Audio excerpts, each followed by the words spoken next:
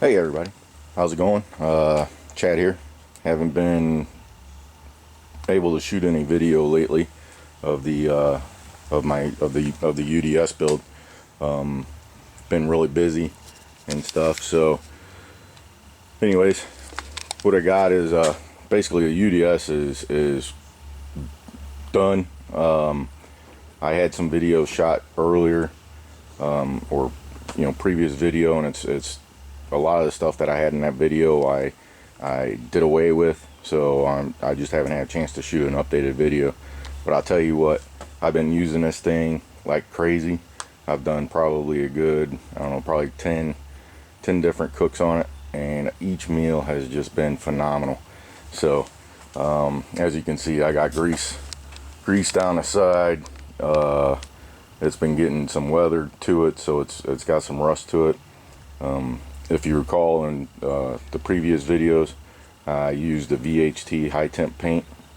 It's not a hit against VHT or the paint itself, or the paint is phenomenal, because as you can see, the spots that I got really good coverage on is still looking good, and this is still just a primer, and it's been sitting out in the weather and all that stuff. The spots that have some rust on them, that's just where I didn't get a good coating, or I missed it, because it is silver and you're spraying on a silver drum, so it was hard to tell if I had a good coverage or not. So the rust areas, that's my mess up, not the paint itself. The paint itself is awesome. So as you can see, I did burn the outside of the drum a little bit, doing some welds, and I'll show you those welds where I did those welds inside. But everything else is holding up really well. I did mess up. I got a little, the thermometer gauge here is or the thermometer there is a little loose, so I got to fix that. And actually, I've been thinking about just removing these completely. I never look at them. My electronic one that I use here, the Maverick ET73, has been doing good. So I'm thinking about just removing these analog ones, just to this one's tight still, but this one I drilled the hole a little bit too big, so it's loose. But other than that, man, I mean, this thing is just, I love cooking on this thing. I've done short smokes, 3 hour, 2.5, 3 hour smokes for like appetizers, with bacon wrapped jalapenos, stuff like that, up to like 4, 5, 6 hour ribs, turkey, some chicken legs, what else? Oh, the longest ones I've done have been a brisket, which took about 10 hours. I had to do that one a little quick. I would have rather gone a little bit longer on that, but and then I've done some pulled pork, cooking some shoulders for pulled pork, and taking them up to 16 hours. So, and this thing just does an awesome job. I couldn't be more happy with it. Some of the stuff that is new in the video, or new that you guys haven't seen in the previous video, as you can see, the lid is still holding up good. Really like that putty I used. Just got to get a better coating. I got a lot of work to get rid of the rust that's built up on this thing, but the lid's holding up. It's working great. So I took the little Weber thing. I just leave these open. I just leave them open, and I adjust I adjust the airflow down there with the ball valves, or with the pipe nipples and the ball valve right here. I added a cap just for whenever it's sitting out in the open, so the ball valve doesn't fill up with water.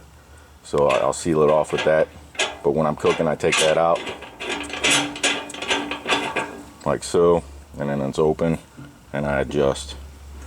So no big deal there. That's easy. I'm getting ready to do some ribs today. So by no means am I a chef, and I'm not gonna share any recipes with you, because like I said, I'm not a chef. But every meal I've done on this thing has been outstanding. So I added some wheels to the back here. Let me get my water sprinkler out of the way. I took the Weber wheels off of the donor grill I got and adapted them. I don't want to tip over the UDS because I got it ready to go for the ribs, but I just welded some supports in, added an axle. I think it's a 3/8 inch rod, steel rod, added a washer. You can see that in there, and then use the end caps on the wheels themselves. But these are the stock plastic wheels. Thinking about changing them out because when I roll this thing around, it vibrates really good. So I'm thinking about changing them out for some solid rubber ones with ball bearings on them or whatever. But I'm not sure exactly how I want to do that. That's down the road, but I need to get it painted also and get rid of some of this rust. But all right, so let's take a look inside. Now before I do that, basically added a garage door handle so I can sit there and, you know, tilt it back and wheel it around. So works out well. Also adding those wheels, it raises it off the ground a little bit so you don't get any moisture buildup underneath. So it keeps it dry so the bottom doesn't rust out. To level it back out, I just added a support there, a leg. Just doing the welding. Loving the welding. I haven't been able to do as much as I'd like to, but getting the hang of it. I'll put it that way. I'm getting the hang of it, and obviously it's working. So let's take a look inside. Okay, so really I got it all cleaned up, ready to go for the ribs. But the rope gasket looks like it's holding up really well. And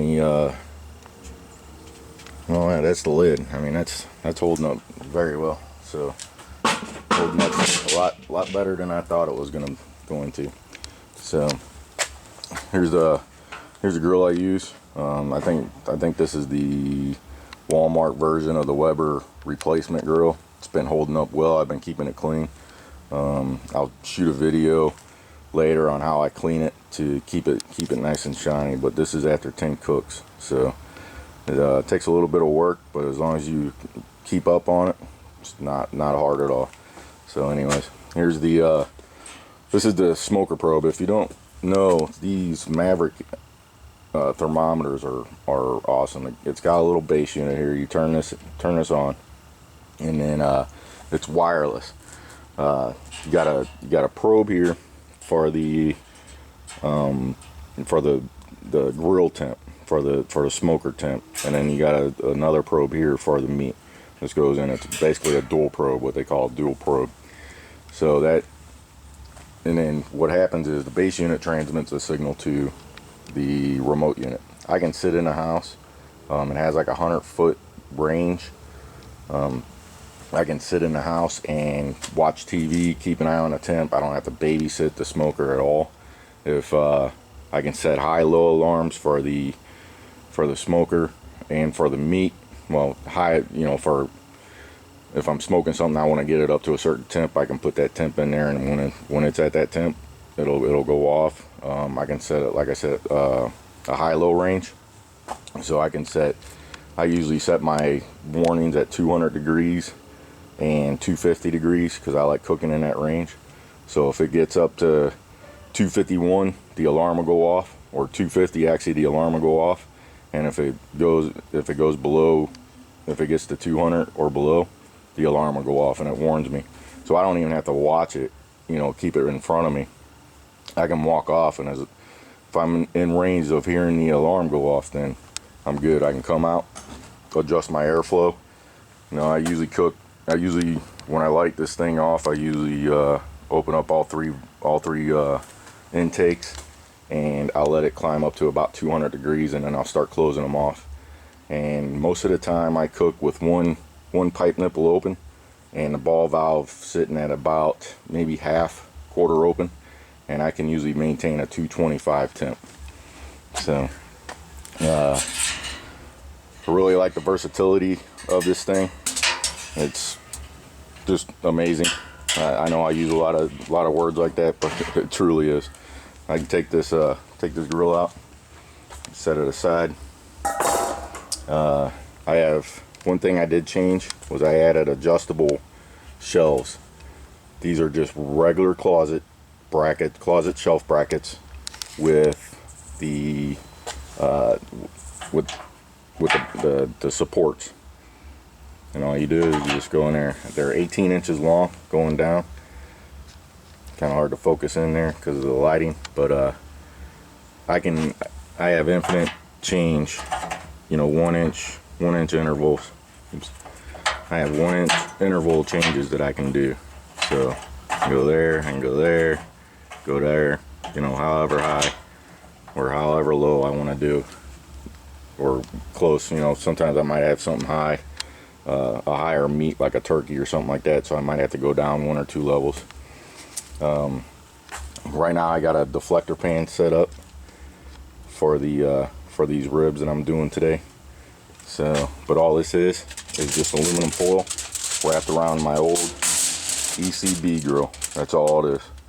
Instead of going out buying a pizza pan to match the supports down there, it's just that old grate wrapped in tin foil. Works beautifully.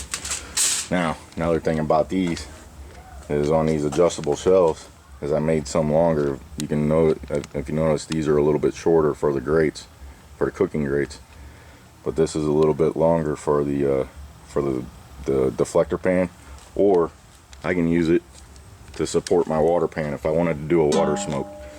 I gotta adjust a little bit. I'm gonna do that real quick. Move it up a little bit.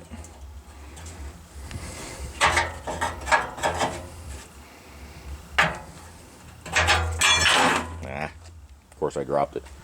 Anyways, I cut a little notch. You can see the little notches there.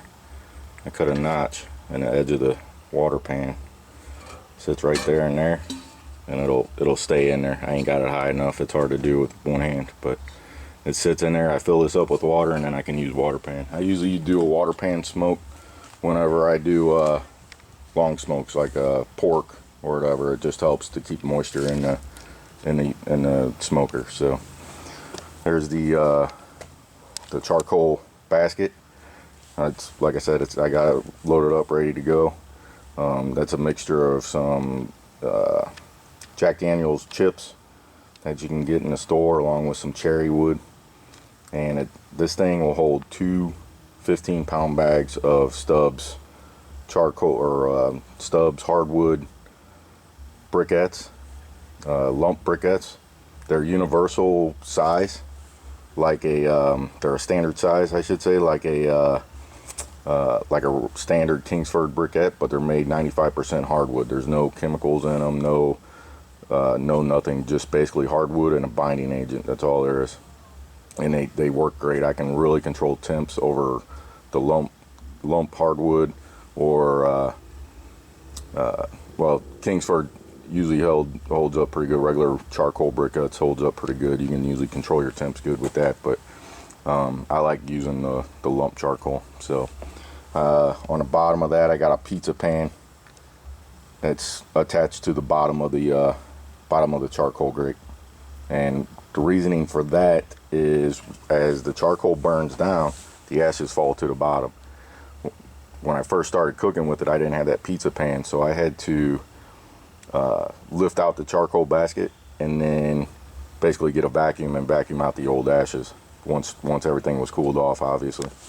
This way, all the ashes fall in that pizza pan. I lift it all out as one unit, and I just basically I take the top off of my little backyard fire pit, and I just dump out the ashes in there. Then that way I'm not making a huge mess. So, but other than that, this thing is I love it. So when I get these ribs going, I'll show you how to light it off. I use a chimney about half full. Just, you know, light it off like a normal chimney, nothing special there, but using about half full. And then you basically dump it on top of the unlit charcoal there, Now this basket right now is probably about a quarter full, if that, maybe a little bit less, and it'll be good. I could probably go 10 hours on this. These things are so efficient. So that's what I love about them. I can fill it up 30 pounds worth of charcoal, and I could probably go 48 hours easily. I don't know, I've never had to go that long, but 16 hours. I filled it up to, you know, pretty much to the top, and lit it off 16 hours, and I used maybe a little bit more than half a basket by the time I get the ashes out of there and stuff. It's just they're so efficient. Awesome. As far as the wire intakes for the probes, for the temp probes, just regular brass fittings. That's all they are, hooked up inside here, and I feed the wire through.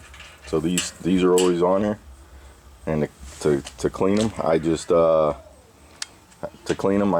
bring out an SOS pad, scrub them down, bring out a wet cloth, wipe them off, and they stay clean. So as you can see.